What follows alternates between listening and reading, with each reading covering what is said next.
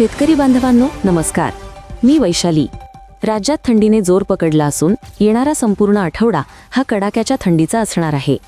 तापमान तब्बल 6 अंश सेल्सिअसपर्यंत खाली घसरण्याचा अंदाज आहे। कोणत्या भागात थंडीचा कडाका सर्वाधिक असेल आणि पावसाची शक्यता आहे का याची सविस्तर माहिती घेऊन मी आले आहे। चला पाहूया या आठवड्याचा सविस्तर हवामान अंदाज।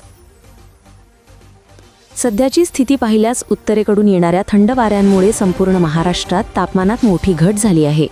येत्या आठवड्यात म्हणजेच 9 ते 15 डिसेंबर दरम्यान राज्यात पावसाची शक्यता अजिबात नाही।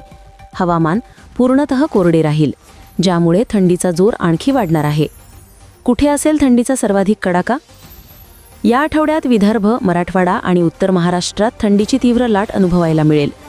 विदर्भातील नागपूर, भंडारा, गोंदिया, अमरावती, यवतमाळ या भागांमध्ये तसेच मराठवाड्यात आणि उत्तर महाराष्ट्रात किमान तापमान अनेक ठिकाणी 10 अंश सेल्सिअसच्या खाली आले आहे।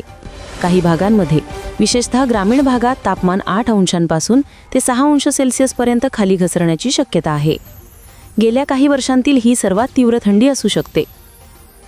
मध्य महाराष्ट्र आणि कोकणातील स्थिती। मध्य महाराष्ट्रातील अहिल्यानगर, पुणे, सातारा या भागांमध्येही तापमान 10 अंश सेल्सिअसच्या आसपास राहील, तर सोलापूर, सांगली आणि कोल्हापूर या दक्षिणेकडील जिल्ह्यांमध्ये तापमान 12 ते 17 अंश सेल्सिअसच्या दरम्यान राहण्याचा अंदाज आहे। कोकणातही थंडी जाणवेल। किनारपट्टीच्या भागांमध्ये तापमान 14 ते 18 अंशांपर्यंत, तर किनारपट्टीपासून दूर असलेल्या अंतर्गत भागांमध्ये तापमान 10 ते 13 अंश सेल्सिअसपर्यंत खाली येण्याची शक्यता आहे।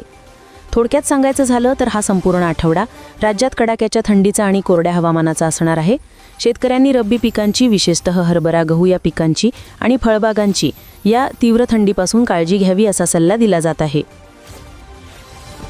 आणि हो शेतकरी बांधवांनो, एक महत्त्वाची सूचना, आता शेतीसाठी लागणाऱ्या कोणत्याही उपकरणासाठी तुम्हाला तालुक्याच्या ठिकाणी किंवा इतरत्र कुठेही जायची गरज नाही।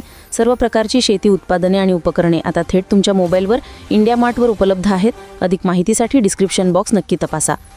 मी वैशाली आणि आमची संपूर्ण टीम तुमच्यासाठी अशाच बातम्या घेऊन येत राहू। धन्यवाद।